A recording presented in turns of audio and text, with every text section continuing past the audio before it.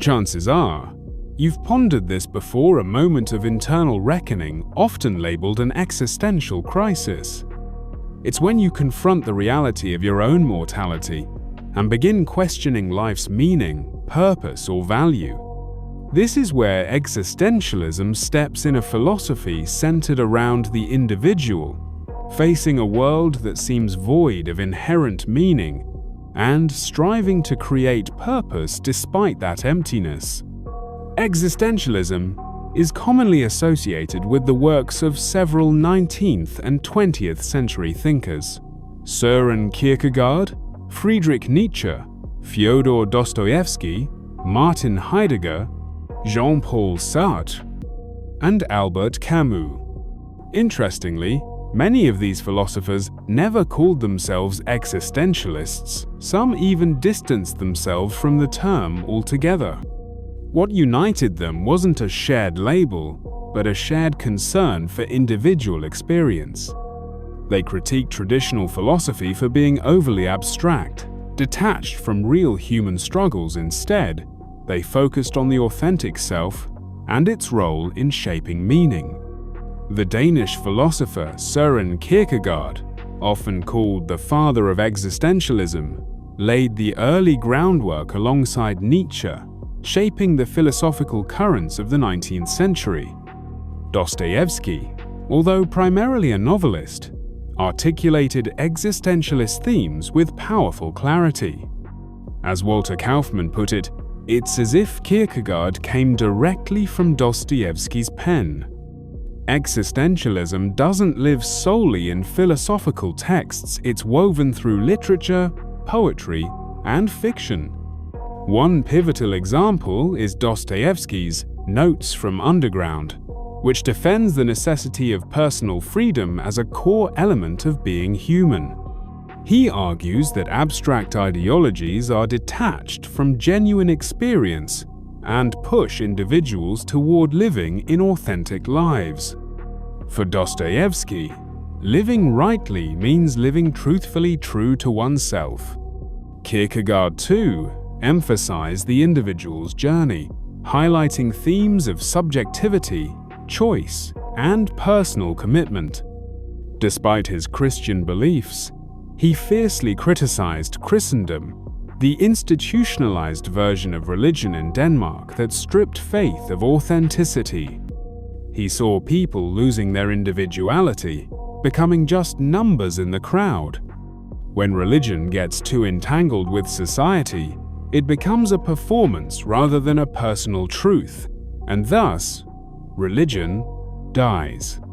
To Kierkegaard, the only escape from existential despair was a leap of faith not into doctrine, but into a personal, subjective relationship with God. This leap, though irrational, is paradoxically the most rational decision one can make. Nietzsche, in contrast, fully rejected religion.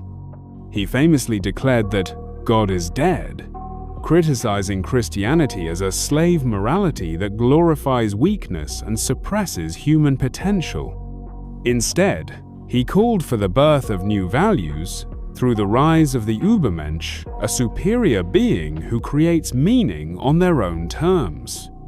Here, man becomes his own God.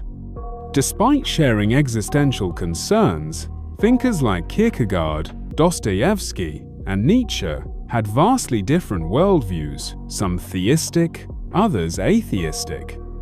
The actual term existentialism wasn't used until the mid-1940s, coined by Gabriel Marcel, a Christian existentialist who examined how modern life, especially in an age of technology, was stripping people of their humanity.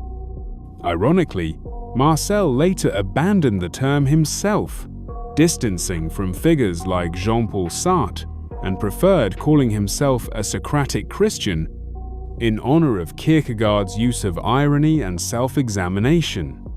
Jean-Paul Sartre, however, embraced the label and helped popularize the movement. His signature phrase was, "Existence precedes essence." In classical philosophy, from Plato to Aristotle, It was believed that essence precedes existence, that every person is born with a predefined nature or purpose. This idea is known as essentialism. Sartre reversed this, arguing that we are born without predetermined essence. We must define ourselves through our choices and actions.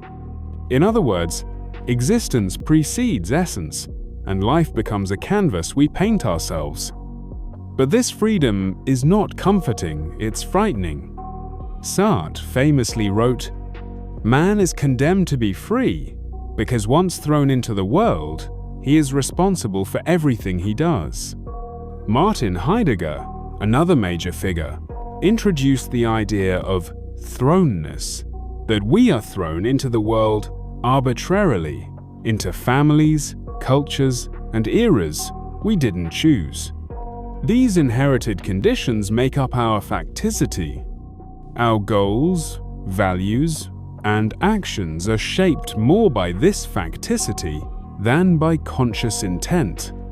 We exist in a world not of our making, yet we must find our way within it. Sartre builds on this with a powerful insight. Freedom is what you do with what's been done to you. He was deeply inspired by Heidegger's Being and Time, and later published Being and Nothingness as a response. Still, Heidegger eventually distanced himself from Sartre's version of existentialism, seeing fundamental differences in their approaches. Recognizing this total freedom and the weight of responsibility it brings can be overwhelming. This is why many people retreat into what Sartre calls bad faith, the act of denying our freedom and responsibility, preferring to adopt comforting lies. For instance, consider a waiter who dislikes his job, but continues to perform it daily, going through the motions.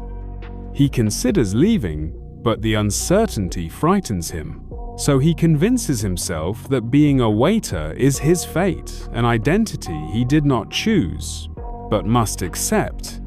This echoes Kierkegaard's notion that anxiety is the dizziness of freedom. We may have infinite choices, but the burden of choosing can paralyze us. Too many options can lead to a life of inaction and disorientation, a life void of creativity. The opposite risk is being trapped in the finite, surrendering our imagination and simply conforming to what society expects. In such cases, people live a lie imagining they made choices freely, while merely following the script given to them.